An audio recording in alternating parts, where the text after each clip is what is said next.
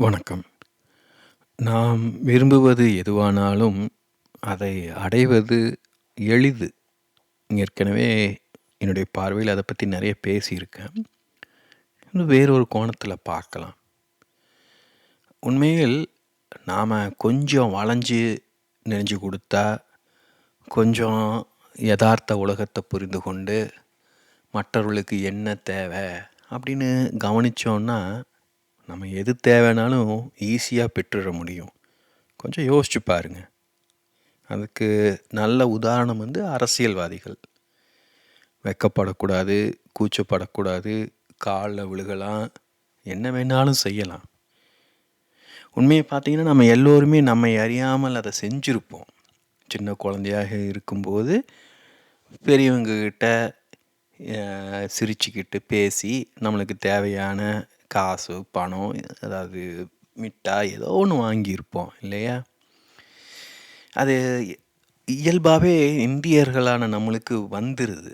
என்ன காரணம் அப்படின்னா, நம்ம குடும்பத்த எடுத்துக்கிட்டிங்கன்னா, அங்க யாரும் தனி மனிதர்களாக வாழ்வது கிடையாது. அப்பா நம்மளுக்கு தெரியும். அவர் ஒரு முழுமையான மனிதர் கிடையாது. எந்த அப்பாவும் முழுமையான மனிதர் கிடையாது. முழுமையான மனிதரா இருக்கிற மாரி ஒரு தோற்றத்த உருவாக்கிக்குவாங்க. அது குடும்பம் அப்படிங்கும்போது, அதுக்கு அவர்கள் தான் தலைவர். எல்லா கட்டுப்பாடும் அவர்கள்கிட்ட தான் இருக்கும். அப்ப அந்த அதிகாரத்தை கொண்டு தான் ஒரு முக்கியமான மனிதர், தான் சொல்வத மற்றவங்கலாம் கேட்டு தான் ஆகணும்னு ஒரு சூழல உருவாக்கிருவாங்க. அப்போ என்ன பண்றது? அந்த அப்பாட்டருந்து ஏதாவது காரியம் சாதிக்கணும் அப்படின்னா, அவர்ட்ட நைஸா அவருக்கு பிடிச்ச மாரி நடந்துக்கிறது தான். இத கவனிச்சு பார்த்தீங்கன்னா, மிக எளிதாக பெண் குழந்தைகள் இத கற்றுக்குவாங்க. ஏன்னா, அவங்க அ இயல்பாகவே எதார்த்த உலகத்தை புரிந்து கொள்கிறார்கள். நடைமுறை வாழ்க்கையை அறிந்து கொண்டவர்கள். ஆண்களைப் போல பல பெண்களும் கனவு உலகில் வாழ்ந்துட்டு இருக்க மாட்டாங்க. அப்ப அவங்களுக்கு தெரியும் யார்ட்ட எப்ப பேசணும், எப்படி பேசணும், என்ன சொன்னா காரியம் நடக்கும்னு தெரியும்.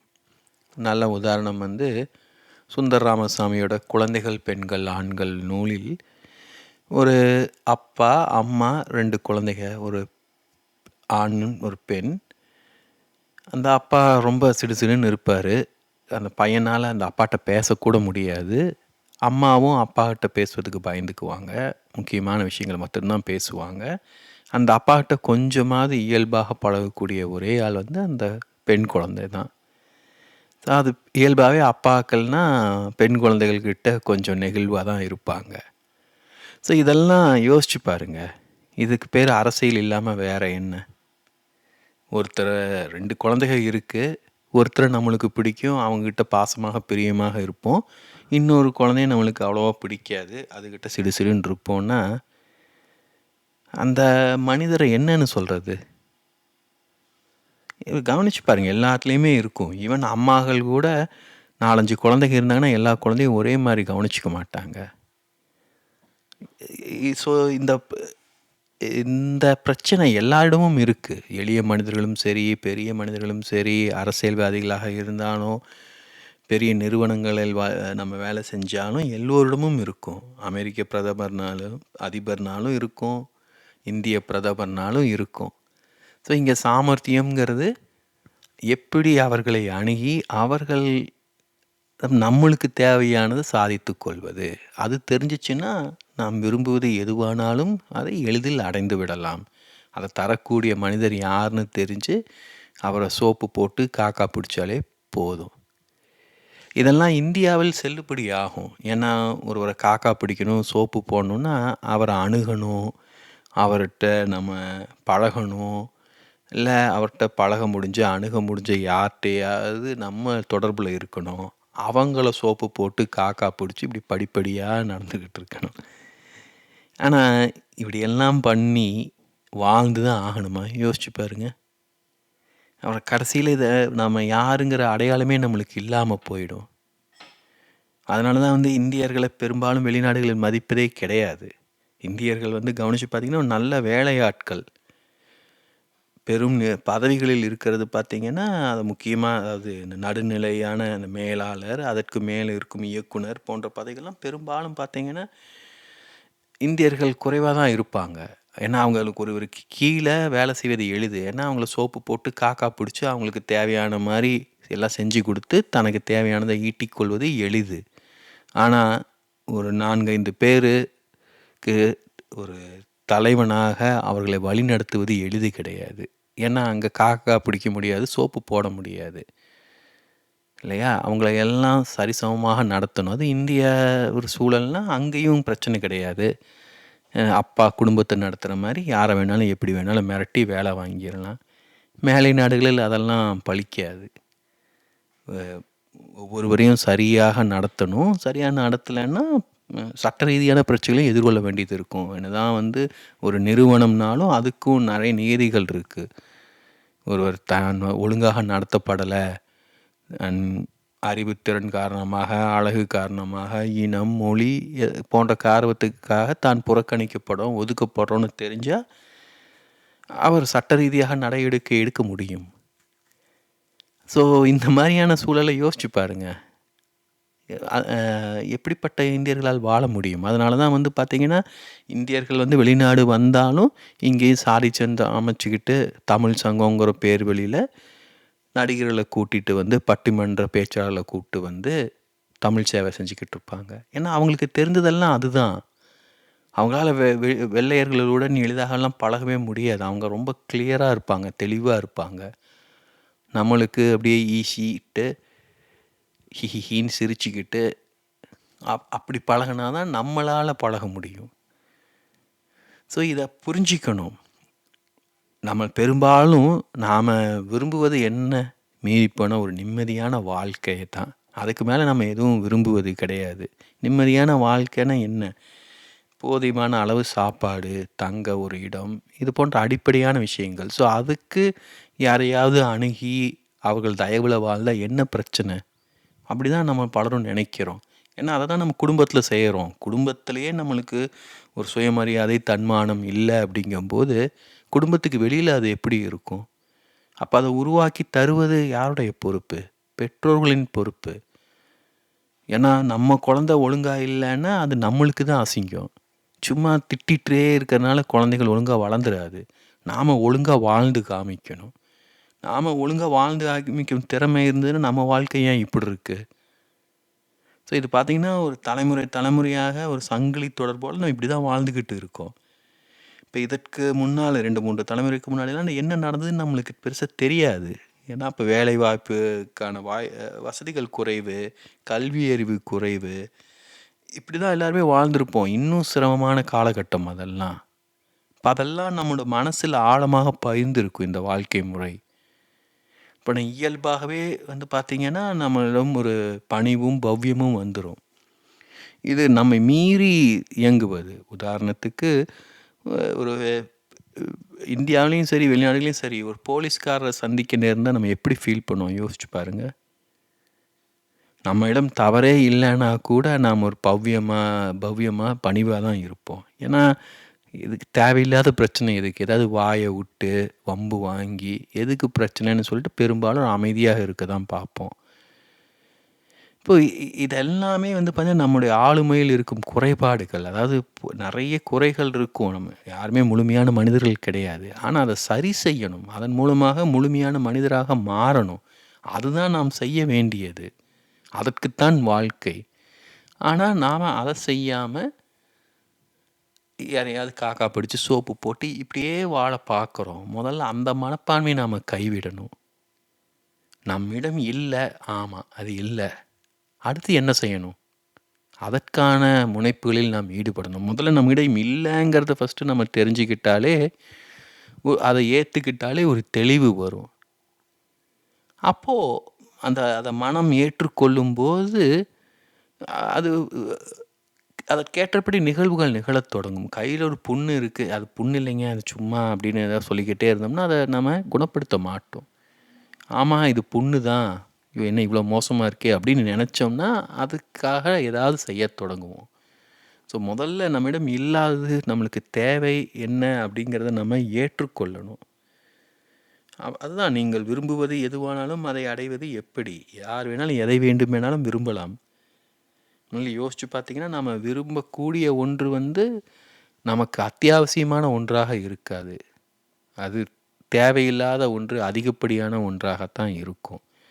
ஏன்னா அத்தியாவசியமான ஒன்றை நாம் யாரும் விரும்பிக்கிட்டு இருக்க மாட்டோம். அதுக்கு எப்படியாவது அடித்து பிடிச்சி அதை பெற முயன்று கொண்டு இருப்போம். தண்ணி பிரச்சனை அப்படின்னா தண்ணியை யாராவது விரும்பிட்டு இருப்போமா? அதே சமயம் வேலையில் வந்து ஒரு பதவி உயர்வுனா அதை நாம் விரும்புவோம். ஸோ இதெல்லாம் இந்த வித்தியாசங்களை முதல்ல புரிஞ்சுக்கணும், இந்த நுட்பமான வித்தியாசங்களை. தண்ணி பிரச்சனையில் கஷ்டப்பட்டுட்டு இருக்கிற ஒருவர் வந்து அவரிடம் போய் இதெல்லாம் சொல்லி நீங்கள் விரும்புவது எதுவானாலும் அதை எப்படி அடைவதுன்னு சொன்னால் போடான்ட்டு போயிடுவாங்க. ஸோ இதெல்லாம் நம்ம கேட்குறோம் பார்க்குறோம்னாலே நம்ம வாழ்க்கையில் அடிப்படை பிரச்சனைகளுக்கு எந்த கவலையும் இல்லைன்னு பொருள். இல்லைன்னா ஏன் இதை கேட்டுக்கிட்டு இருக்கோம், பார்த்துக்கிட்டு இருக்கோம்?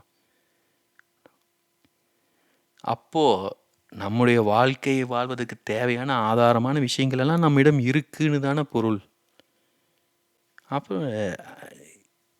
அப்போ நம்ம இன்னொன்று விரும்புகிறோம் அப்படின்னா முதல்ல நம்ம அந்த பேஸ்மெண்ட்டை ஃபஸ்ட்டு ஃபிக்ஸ் பண்ணலாம். நம்மிடம் என்ன குறைகள் இருக்குது, போதாமைகள் இருக்குன்னு ஃபஸ்ட்டு அதை தெளிவாக கவனிக்கலாம். முன்பே சொன்ன மாதிரி அதை ஏற்றுக்கொள்ளலாம். அதுக்கப்புறமா அதை அதான் சொன்னதை போல் ஏற்றுக்கொள்ளும் போதே நம்முடைய எனர்ஜியில் ஒரு மாற்றம் வரும். ஏன்னா மனதுக்கு தெரியுது அது இல்லை அப்படின்னு.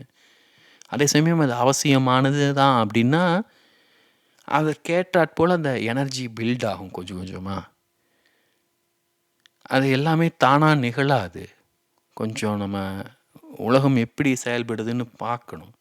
அது நம்ம அப்பா அம்மாவுக்கு பிறந்திருக்கோம் அப்படின்னா அவங்க நம்ம பிறக்கிற நேரத்தில் அவங்க 2 பேரும் உருவாக்கப்பட்டு அவங்களுக்கு திருமணம் செய்து வச்சு நம்ம பிறக்கணுங்கிறதுக்காக அவங்க கடவுள் படைக்கலை.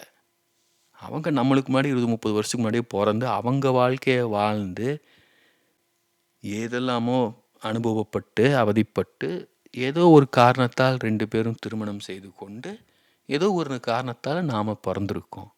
இப்போ இதில் பல தற்செயல் நிகழ்வுகளும் உண்டு, பல திட்டமிட்ட நிகழ்வுகளும் உண்டு, நம்மை மீறி நடக்கும் நிகழ்வுகளும் உண்டு. இப்போ அதை போல தான் நம்ம விரும்புவது ஒன்று கிடைக்கணும் அப்படின்னா அதற்கு அந்த தேவை, அந்த எனர்ஜி வந்து பல வருடங்களுக்கு முன்னாடியே கூட உருவாகி இருக்கக்கூடும் இல்லையா? இப்போ அவங்க 2 பேருக்கும் ஒரு திருமணம் செய்து கொள்ளணும், ஒரு குழந்தையை உருவாக்கணும், ஒரு குடும்பத்தை அமைக்கணுங்கிற எண்ணம், ஆர்வம், விருப்பம் இருந்ததுனால தான் அவங்க 2 பேரும் திருமணம் செய்து கொண்டார்கள், குழந்தைய பெற்று வளர்த்துக்கிட்டு இருக்காங்க. இப்போ அதை போல தான் நமக்கு வேண்டியது ஒன்று வேணும் அப்படிங்கிற அந்த உணர்வு நமக்குள்ளே இருந்ததுன்னா வாழ்க்கை நம்மளை அதை நோக்கி இழுத்து செல்லும். அப்போ நம்மளுக்கு வேணுங்கிற எண்ணம் எப்போ நம்மளுக்கு உருவாகும்? நம்மிடம் எது இல்லைன்னு தெரிஞ்சிக்கும் போது தான். அப்போ எது இல்லைன்னு தெரிஞ்ச உடனே அது யார்கிட்ட கிடைக்கும்னு சொல்லி அவங்கள போய் காக்கா பிடிக்கிறதுக்கு பதுவாக ஆமாம் இது இல்லை அப்படின்னு அதை ஏற்றுக்கிட்டு மெல்ல அதை கவனிக்க தொடங்கணும். அதுதான் நம்ம செய்ய வேண்டியது. அதெல்லாம் நம்ம செய்கிறதே கிடையாது. ஒன்று இலவசமாக கிடைக்குதுன்னா உடனே அதை போய் வாங்கிக்குவோம் இல்லையா? நம்மளுக்கு தேவையா தேவையில்லையான்னு கூட யோசிப்பது கிடையாது பல சமயங்களில். ஸோ இதெல்லாமே நம்ம ஃபஸ்ட்டு இந்த கிரவுண்ட் ஒர்க்கு இதெல்லாம் சரி செய்யணும். ஏன்னா இது நம்முடைய எனர்ஜி வந்து இப்படி தான் பல விதங்களில் அங்கேயும் இங்கேயுமா சிதறி கிடக்கு. நம்மளுக்கு என்ன தேவைங்கிற ஒரு தெளிவே இல்லை. இது கிடைச்சா பரவாயில்ல, கிடைக்காட்டியும் ஓகே அப்படின்ட்டுலாம் வாழ்ந்துக்கிட்டு இருந்தோம் அப்படின்னா நாம் நினச்சது எதுவுமே நடக்காது. ஏன்னா வாழ்க்கைக்கும் ஒரு தெளிவு வேணும். நம்மளுக்கு என்ன வேணுங்கிற தெளிவு இருக்கும்போது வாழ்க்கைக்கும் புரியும். ஓகே அவனுக்கு அது வேணும் அப்படின்னு. இப்போ அதற்கேற்றாற்போல் நிகழ்வுகள் அமையும். இப்போ நாமளும் வந்து தெளிவாக இருப்போம். ஒரு மனிதரை சந்திக்கிறோம் அப்படின்னா நம்மளுக்கு என்ன தேவை அப்படிங்கிற தெளிவு இருந்ததுன்னா அவர் சந்திப்பதால் நம்மளுக்கு பயன் இருக்கா, என்ன செய்யலாம் ஏது செய்யறாங்கிற புரிதல் உருவாகும்.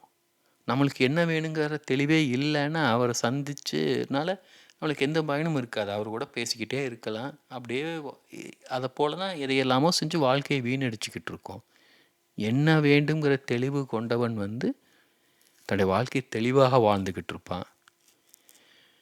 நம்ம புரிந்து கொள்ள வேண்டியது என்னன்னா முதல்ல நம்மளுக்கு என்ன வேணும்னு கண்டுபிடிக்கணும். அது இரண்டாவது அதை நாம நம்முடைய சுய முயற்சியால் அடைய கற்றுக்கணும். அதை விட்டுட்டு குறுக்கு வழியில் எதையாவது செஞ்சு பெறலான்னு முயற்சித்தோம்னா அதை பெற்றுற முடியும். ஆனால் அதன் மூலமாக நாம் நம்மை இழந்து விடுவோம். நம்முடைய சுயமரியாதை, தன்மானத்தை இழந்து விடுவோம். அதன் பிறகு நம்மளை நாமளே மதிக்க மாட்டோம். நம்மளை நாமளே மதிக்கலைன்னா நம்ம என்ன சொத்து வச்சுருந்தாலும், நம்ம எதை நம்மிடம் பெற்றிருந்தாலும், அதனால் நாம் இன்றைக்குமே மகிழ்ச்சியாக நிம்மதியாக உணர முடியாது. நம்மை நாம் மதிக்காத போது அதை மற்றவர்களும் உணர்வார்கள். மெல்ல அவங்களும் நம்மளை மதிக்க மாட்டாங்க. ஸோ நாம் விரும்புவதையெல்லாம் பெற்றுக்கொண்டு தனியாக நிம்மதியாக வாழ்ந்துக்கிட்டு இருக்கலாம். ஸோ யோசிச்சு பாருங்கள், ஒருவேளை நீங்கள் விரும்பும் வாழ்க்கை அதுவாக கூட இருக்கலாம். எல்லா வசதிகளோடையும் யாருமே இல்லாமல் தனிமையில் வாழ்வது. யோசிச்சு பார்த்தா நம்ம பலரும் அப்படி தான் வாழ்ந்துக்கிட்டு இருக்கோம். அப்படின்னா நாம் விரும்பியதை ஏற்கனவே நம்ம பெற்றுட்டோன்னு சொல்லாமல் நாம் தான் யோசிக்கணும். ஏன்னா நம்ம விரும்பினது நம்மக்கிட்டே இருக்கலாம். நம்மளை நம்ம கவனிக்கலைன்னா எப்படி அது நம்மக்கிட்ட ஏற்கனவே இருக்கா இல்லையான்னு தெரியும். இதை தனி மனிதர் ஒருவர் தான் செய்ய முடியும், கூட்டமாக செய்ய முடியாது. ஏன்னா நம் வாழ்க்கை நம் தேர்வு, நம் வாழ்க்கை நம் பொறுப்பு.